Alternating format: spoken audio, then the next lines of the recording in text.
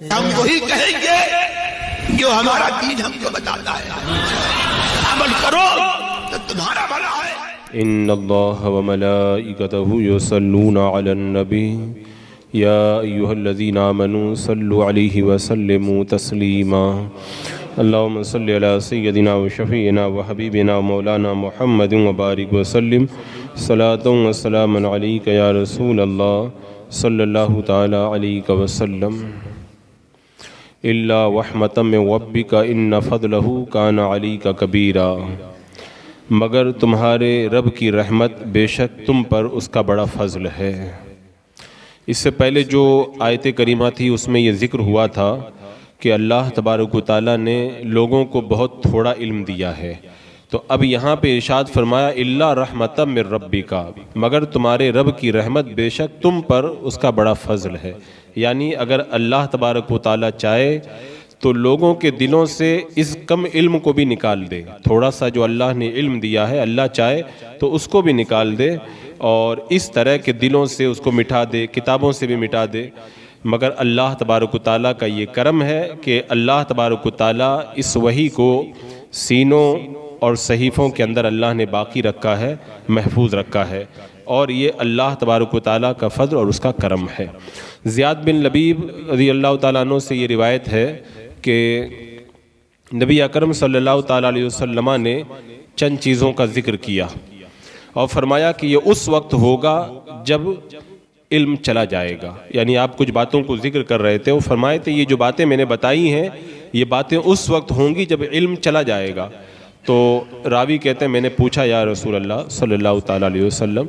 علم کیسے چلا جائے گا؟ حالانکہ ہم خود قرآن پڑھتے ہیں، اپنے بچوں کو قرآن پڑھاتے ہیں، ہمارے بچے اپنے بچوں کو پڑھائیں گے، تو ایسے ہی قیامت تک سلسلہ چلتا رہے گا تو علم کیسے چلا جائے گا؟ تو اللہ کے رسول علیہ السلام نے ارشاد فرمایا زیاد تمہاری ماں تم پر روئے، میرا خیال تھا کہ تم مدینے میں سب سے زیادہ سمجھدار ہو، کیا یہ یہودی اور نصرانی توریت اور انجیل نہیں پڑھتے ہیں؟ وہ تو توریت اور انجیل پر لکھے ہوئے کے مطابق عمل نہیں کرتے تھے، یعنی یہ بھی تو پڑھتے تھے توریت اور انجیل، تو تم کیا سمجھتے ہو کہ خالی جو ہے وہ پڑھنے سے یہ علم محفوظ رہ جائے گا؟ اللہ کے رسول علیہ السلام نے فرمایا کہ اسلام اس طرح مٹ جائے گا جس طرح کپڑے کے نقش و نگار مٹ جاتے ہیں۔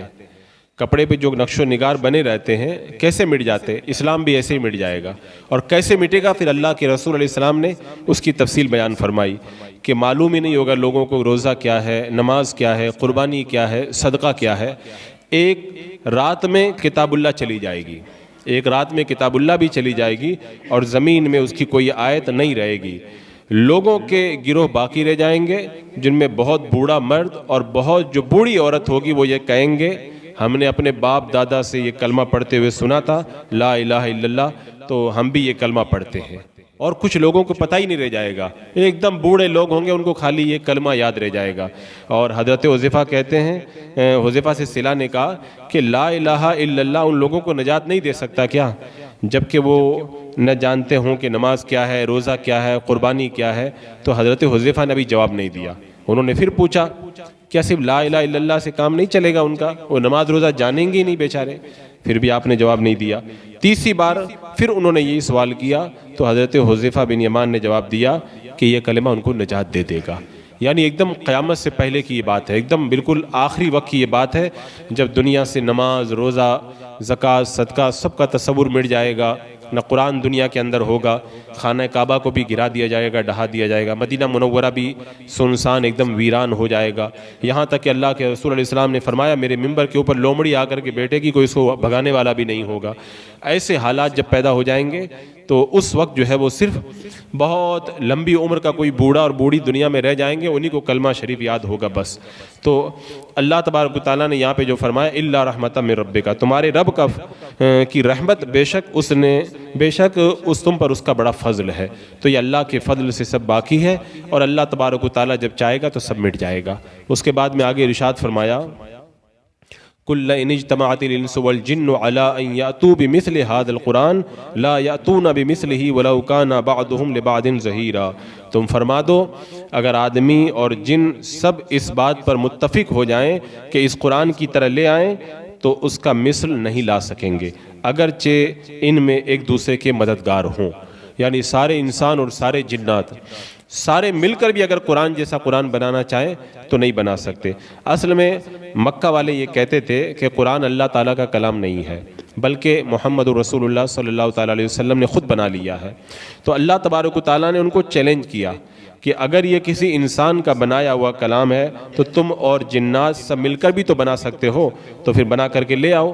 لیکن وہ قرآن جیسا قرآن نہیں بنا سکے، تو اللہ تبارک و تعالیٰ نے ان کو چیلنج میں تھوڑی ڈھیل دی، اور دوسری آیت میں فرمایا کہ قرآن پورا نہیں بنا سکتے تو قرآن جیسی 10 صورتیں بنا کر کے لے آؤ۔ وہ بھی نہیں کر سکے، ان کے بس کی بات نہیں،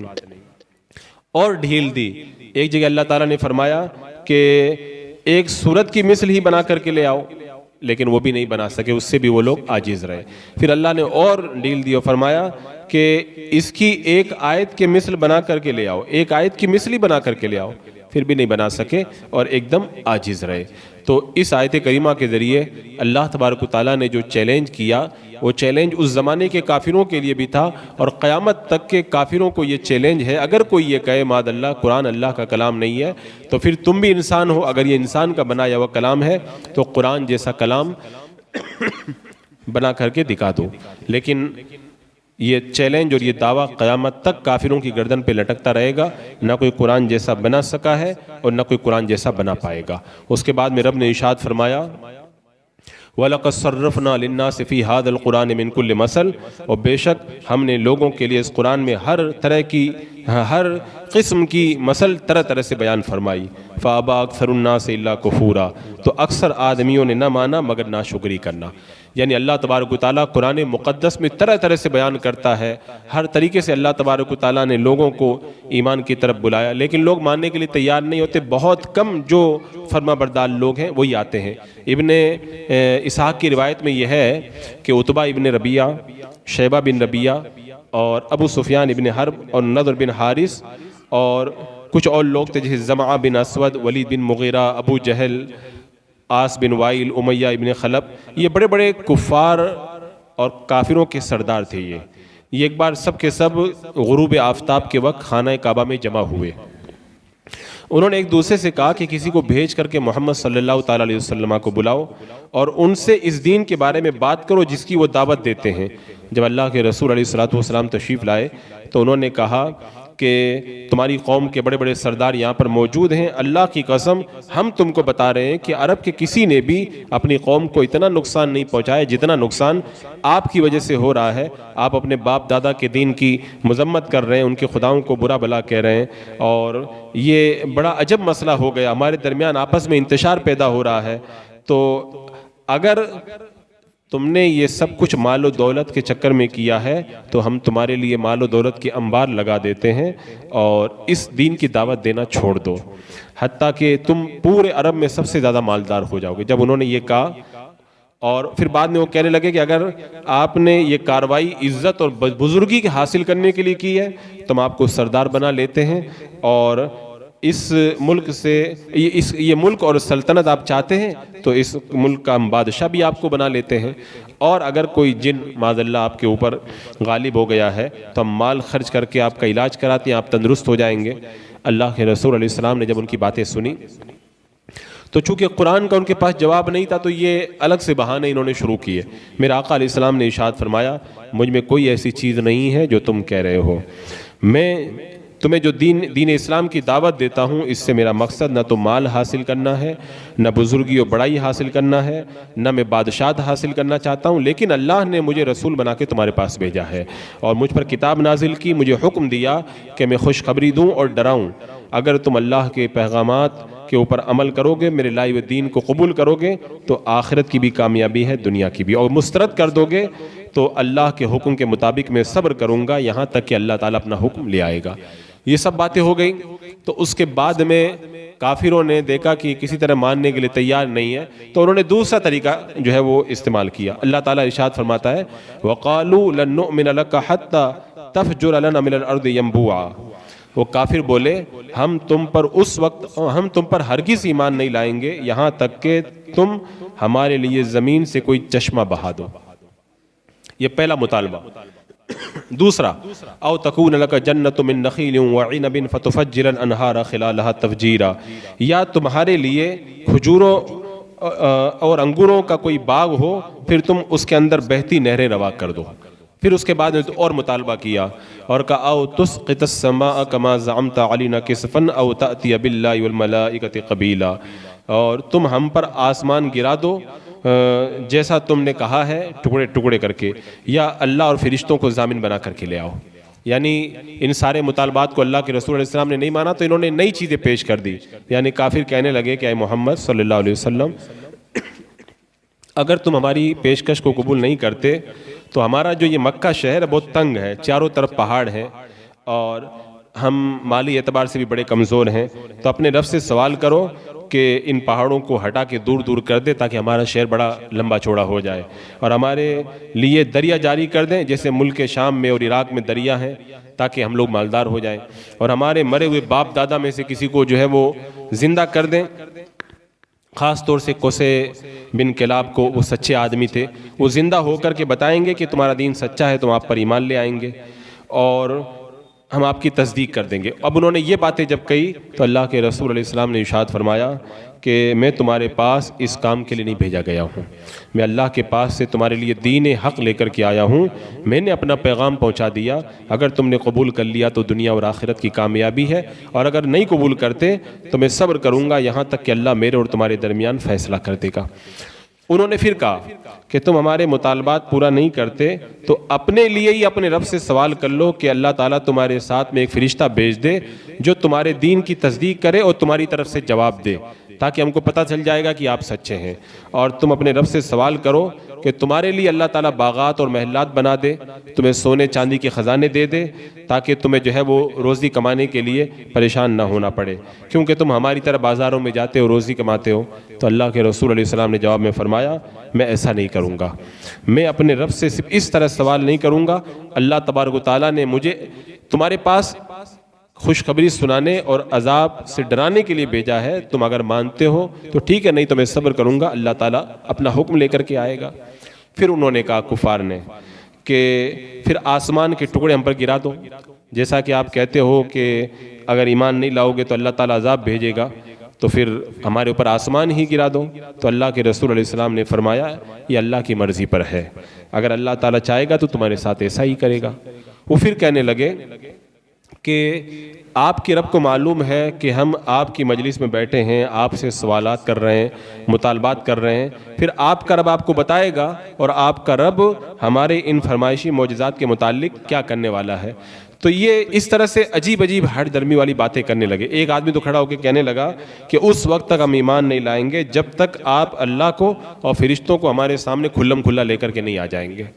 لیکن اللہ تبارک و تعالیٰ نے ان تمام مطالبات کو پورا نہیں کیا۔ کیوں پورا نہیں کیا؟ اس کی چند وجہ ہیں۔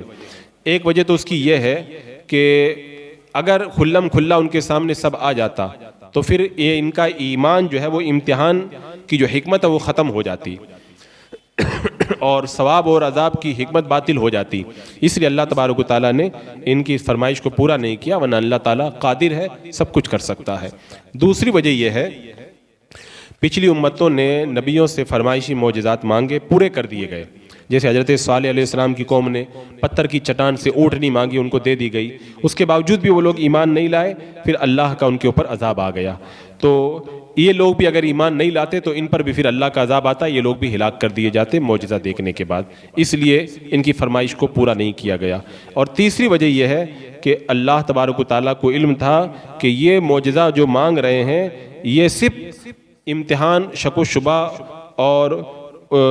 الجھن دور کرنے کے لیے نہیں مانگ رہے ہیں، بلکہ یہ عناد، ضد اور ہٹ درمی کے لیے سوال کر رہے ہیں، اور جو ضد اور ہٹ درمی کرے اس کا کوئی جواب نہیں ہوا کرتا ہے۔